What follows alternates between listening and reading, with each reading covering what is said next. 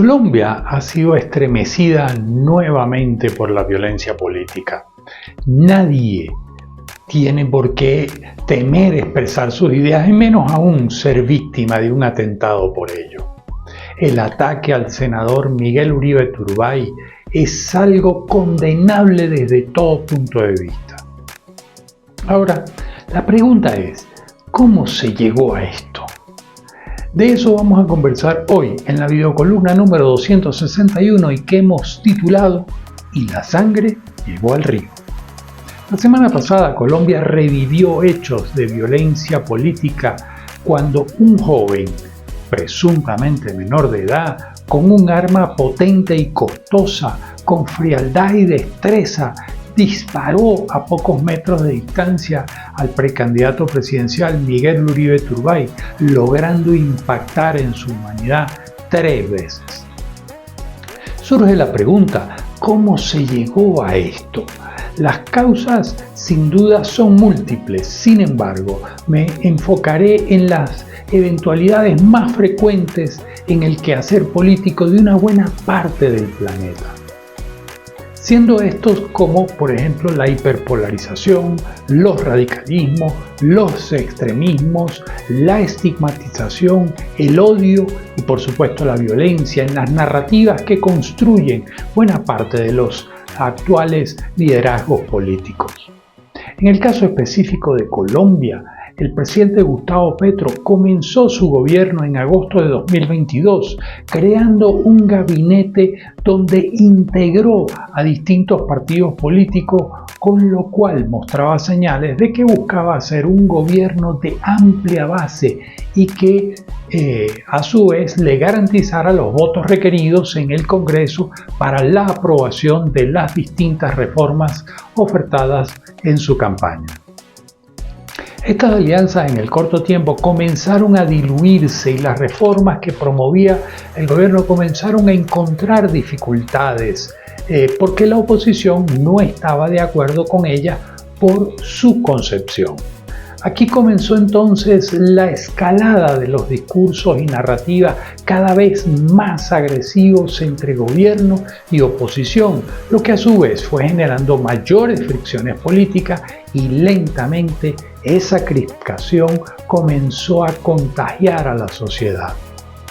La hiperpolarización es como si la polarización habitual hubiese dado un paso, o varios, más allá, creando una brecha entre 2 o más grupos opuestos, a menudo basados en ideologías, creencias o valores entre las posiciones encontradas.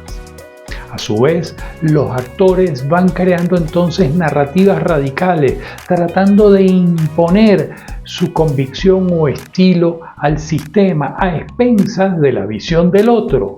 Pero al no lograrlo, comienzan entonces a escalar en esta espiral, cayendo en los extremismos, y con ello van impulsando agendas políticas o concepciones de vida que pretenden imponer a costa de los intereses de otros grupos sociopolíticos.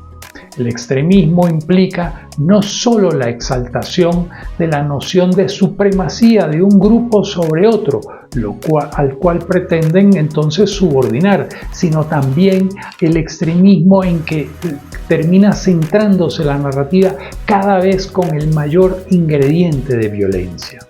En el caso colombiano, como en muchas partes del mundo, esa espiral ascendente de agresividad y estigmatización va incluyendo en los discursos y mensajes de tal manera que la narrativa logra impregnar el tejido social con asignación de características negativas o degradantes de individuos o grupos, principalmente basándose en prejuicios o estereotipos de cualquier diferencia que los haga ver al otro como diferentes y como esos señalamientos negativos entonces intentan discriminarlos. De la estigmatización lamentablemente se pasa al odio, que no es más que un sentimiento de rechazo profundo y generalmente duradero que viene acompañado de ira, resentimiento y deseo de venganza. Al llegar a este punto es muy fácil que la violencia surja y es así como la sangre llega al río Y en el caso que nos ocupa, pues es posible que toda esta escalada de la narrativa política, tanto del gobierno del presidente Petro como por parte de una parte de la oposición, haya creado las condiciones para que hoy el senador de la República de Colombia, Miguel Uribe Turbay, fuera víctima de este atentado que lo tiene en la lucha por su vida. Las causas de este atentado, como dijimos, pueden ser múltiples y le toca a las autoridades correspondientes determinar los hechos y luego a la justicia actuar en consecuencia.